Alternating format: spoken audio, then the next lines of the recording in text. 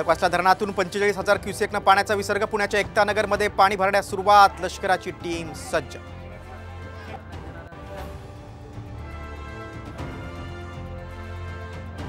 नाशिकमध्ये तुफान पाऊस. त्र्यंबकेश्वर मंदिरात पाणी. भाविकांचे हाल. तर गोदावरीतून 6,000 क्युसेकनं विसर्ग.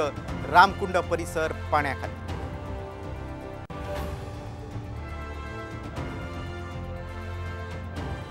नाशिकच्या गंगापूर धरणातून विसर्ग सुरू. गोदावरीला पुराची भीती. नदीकाठच्या नागरिकांना सतर्कतेचा इशारा.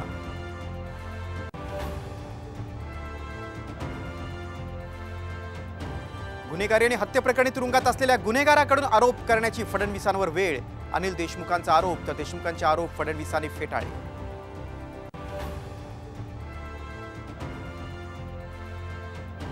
कुणबी मराठा उमेदवाराला मत देऊ नका, फक्त ओबीसी उमेदवारालाच मतदान करा. प्रकाश आंबेडकरांचं खळबळजनक विधान.